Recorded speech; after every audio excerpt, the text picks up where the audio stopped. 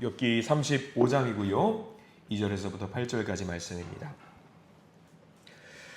네, 욥기 35장 2절부터 8절까지 말씀을 함께 읽겠습니다. 2절부터 같이 읽습니다. 2절입니다. 그대는 이것을 합당하게 여기느냐? 그대는 그대의 의가 하나님께로부터 왔다는 말이냐? 그대는 그것이 내게 무슨 소용이 있으며 범죄하지 않는 것이 내게 무슨 유익이 있겠느냐고 묻지만은 내가 그대와 및 그대와 함께 있는 그대의 친구들에게 대답하리라. 그대는 하늘을 우러러 보라. 그대보다 높이 뜬 구름을 바라보라. 그대가 범죄한들 하나님께 무슨 영향이 있겠으며 그대의 악행이 가득한들 하나님께 무슨 상관이 있겠으며 그대가 의로운들 하나님께 무엇을 드리겠으며 그가 그대의 손에서 무엇을 받으시겠느냐? 그대의 악은 그대와 같은 사람에게나 있는 것이요 그대의 공의는 어떤 인생에게도 있느니라. 아멘. 오늘 말씀 가운데 하나님의 은혜가 있기를 간절히 기도합니다. 우리 기도하는 마음으로 고백합니다. 하나님의 은혜가 지금 저에게 임하기를 기도합니다. 옆 사람 축복하면서 하나님의 은혜가 지금 여러분에게 임하기를 기도합니다. 하나님의 복된 은혜가 넘치는 복된 날 되시기를 간절히 기도하고 소망합니다. 오늘 엘리후 이야기를 계속하고 있습니다. 새로운 젊은 지혜자가 등장을 했습니다. 그리고 자기 주장을 열심히 이야기를 하고 있고요. 기존에 했던 욥과 욥의 세 친구의 이야기와는 확실히 다른 관점의 이야기를 하고 있습니다. 근데 우리가 성경 말씀을 보면서 엘리후가 새로운 어떤 관점을 이야기하고 뭔가 탁월한 이야기를 하는 것 같다라고 해도 엘리후의 이야기가 절대적으로 정답은 아닙니다. 정답은 아니에요. 오늘 엘리후가 하는 이야기가 사실 조금 어려운 이야기입니다. 새벽에 우리가 나누기에는 조금 어려운 신학적인 이야기들도 있고 한데 최대한 좀 쉽게 풀어보려고 하는데요. 하나님을 우리가 믿을 때에 하나님의 두 가지 속성이 있어요. 두 가지 속성이 있는데 뭐냐면 이제 오랜 믿음 생활을 해보신 분들과 이제 막 신앙생활을 하신 분들 간의 차이가 좀 있거든요. 오랜 신앙생활을 하는 분들은 이런 신앙관을 가지고 있어요. 어떤 신앙관이냐면 시시콜콜한 모든 것들을 하나님께 아뢰고 하나님과 소통하려고 하는 믿음의 모습들이 있습니다. 예를 들면 자녀의 문제라든가 사업의 문제라든가 어떤 관계의 문제라든가 더 나아가면은 길 가다가 고민하는 문제, 길 가다가 넘어졌어요? 하나님 저 어떡해요? 이런 문제들. 심지어는 그런 분들도 계십니다. 아침에 일어나서 새벽 예배 끝나고 나서 주님 오늘 아침밥은 뭘로 만들까요? 점심밥은 뭘로 만들까요? 이렇게 시시콜콜한 것을 하나님께 물어보면서 소통하는 분들이 분명히 계셔요. 이게 보통 오래 신앙하시는 분들은 그래요. 굉장히 좋은 모습인 것 같아요. 작은 것들까지 하나님과 소통하는 모습. 이런 것들을 신학적인 용어로 내재적인 하나님이라는 이야기를 하거든요. 내재적. 그러니까 나의 마음속에 나와 함께 하시는 하나님, 나의 모든 것을 주관하시는 하나님이라는 데는 이야기입니다. 반대도 있겠죠. 이게 내재적으로 나와 함께 늘 함께 하시는 하나님을 믿고 따르는 그런 믿음의 모습이 있는가 하면 초월적인 하나님을 믿는 분이 계십니다. 초월적인 하나님이 뭐냐면 뭘 것 같아요? 나의 시시콜콜한 것은 크게 관심이 없으시고 전우주적이고 온우주적인 어떤 그런 관점의 하나님을 믿는 분, 그러니까 위대한 분, 능력의 하나님, 너무 크고 위대한 그런 하나님을 믿는. 그래서 내가 원하는 것, 내 시시콜콜한 것은 크게 관심이 없어요. 오로지 전우주적인 것을 지배하시고 전능하신 하나님을 믿는 그런 하나님을 믿는 그런 관점이 있어요. 차이가 아주 크죠. 세세하게 나를 만지시고 나를 조율하시는 하나님이 있는가 하면 친밀하신 하나님이에요. 또 하나는 위대하고 놀라운 초월적인 능력을 갖고 계신 권위적인 능력의 하나님을 말할 때가 있습니다. 하나만 예를 들어볼까요? 십자가에서 달리시는 하나님은 내재적인 하나님일까요? 초월적인 하나님일까요? 초월적인 하나님이에요. 전우주적인 죄를 다 사하시는 하나님, 그런 하나님을 우리가 초월적인 하나님이라고 합니다. 근데 우리가 믿는 분들은, 여기 계신 분들은 다 그럴 거예요. 그게 그거고 독인 개긴이지 그런 생각을 하시는 분들이 많이 있습니다. 근데 믿는 분들 중에는요, 이거를 구별하는 분이 계세요. 특별히 어려움에 처한 분들, 내 능력으로 안 되는, 내 힘으로 안 되는 그 능력, 어떤 그런 문제에 봉착하는 분들은 내재적인 하나님을 더 선호할까요? 초월적인 하나님을 선호할까요? 당연히 초월적인 하나님을 선호해요. 내 능력으로 안 되는 걸 도와주십시오라고 하는 분들. 길 가다 넘어졌어요. 무릎에 상책이 났어요. 초월적인 하나님 관심 없어요. 나 좀 고쳐주세요. 이런 하나님을 찾는 분들이 있단 말이죠. 오늘 이게 좀 이해가 돼야 되는 거죠. 큰 의미가 없을 수는 있습니다. 근데 오늘 엘리후의 이야기가 어떤 하나님으로 이제 믿고 있는지를 우리가 잘 봐야 됩니다. 엘리후가 믿는 하나님은요, 오늘은 하나님을 어떻게 보고 있냐면, 그동안에 잘 이제 감정선을 만지고 자기 주장을 잘 설득하고 있는 것 같은데, 오늘은 약간 좀 삐딱선을 타면서 좀 독특한 관점을 주장을 하고 있거든요. 2절 말씀 한 절만 보면은 이거 우리가 대번에 알게 돼요. 엘리후가 어떤 관점이구나. 자, 2절 말씀 읽어보겠습니다. 시작. 그대는 이것을 합당하게 여기느냐? 그대는 그대의 의가 하나님께로부터 왔다는 말이냐? 자, 이게 무슨 말이냐?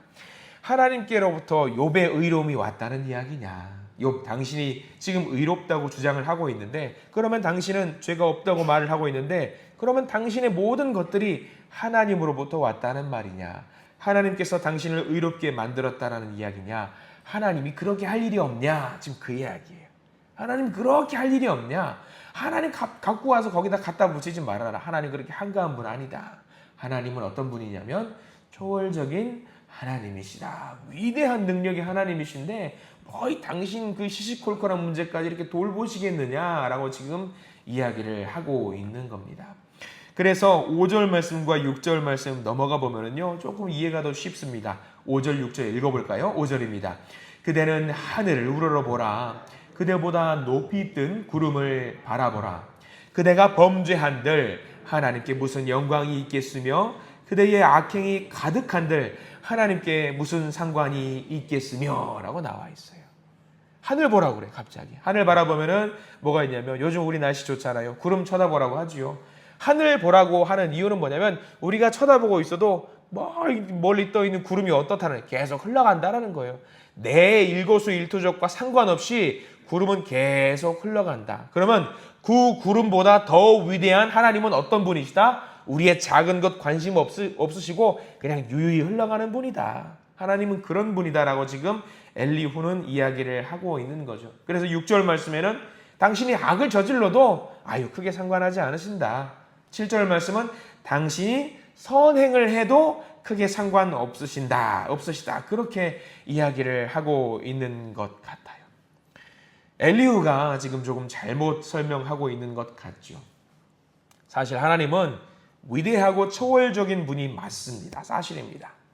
근데 그렇게 너무 위대하고 초월적인 하나님만 주장한 나머지 세세하게 우리를 만지시는 하나님을 놓치고 있는 것 같아요. 여러분 한번 생각해 보십시오. 하나님은 우리가 의롭게 사는 것 관심 없으실까요? 우리가 하는 착한 행실 관심 없으실까요? 우리가 행복하게 사는 것에 대해서 관심이 없으실까요? 아닐 겁니다. 우리 하나님은 굉장히 관심이 있으셔요. 어디서 우리가 알 수 있게 되냐면 욥기 1장 2장을 보면은 알 수 있거든요. 여러분들 욥기 1장 2장 기억을 하실 겁니다. 하나님이 욥이 의롭다라는 것을 보고 기뻐하셔요? 아무 관심 없으셔요? 굉장히 기뻐하셔요. 내 아들과 내 딸이 의롭게 살고 착하게 사는 것을 너무 뿌듯해하시고 자랑하셔요. 누구한테 자랑하시냐면 사탄에게 자랑하셔요. 그만큼 하나님은요, 위대한 분이시지만 우리의 작은 것들을 굉장히 좋아하시고 사랑하시고 아주 자랑하신다는 것을 우리가 잘 알았으면 좋겠습니다. 오늘 엘리후는 조금 잘못 생각하고 있는 거죠. 엘리후는 그렇게 말하잖아요. 당신이 의로운 거 무슨 관심이 있어? 관심 없어요. 하나님은 아무 상관없어요. 착각하지 마세요. 이렇게 이야기를 하고 있는 거죠. 근데 여러분들, 우리는 하나님의 두 가지 속성을 다 믿어야 돼요. 다 따라야 됩니다. 뭐냐면 하나님은 창조주가 맞으세요. 세상에 다 다른 신들은 뭐냐면 피조물이, 만들어진 피조물이 위대한 신을 이해하지 못해요. 자기를 드러내지 않는 것이 신이고 우상입니다. 근데 하나님은 어떤 분이시냐면 자기를 드러내지 않는 분이실까? 아니에요. 자기를 드러내세요. 자기를 드러내세요. 하나님이 자기를 드러내는 방식을 계시라고 하거든요. 그래서 구약 성서에는 여러 선지자라든가 여러 사건을 통해서 자신을 드러내 주셨고요. 신약으로 넘어오면서 자기를 드러낸 기가 막힌 사건이 하나 있지요. 예수 그리스도 사건을 통해서 자기를 드러내 주셨습니다. 위대한 분이시고 놀라운 분이시고 능력자이신 하나님이신데 바쁘신데 그렇게까지 자기를 드러내시는 이유가 어디 있을까?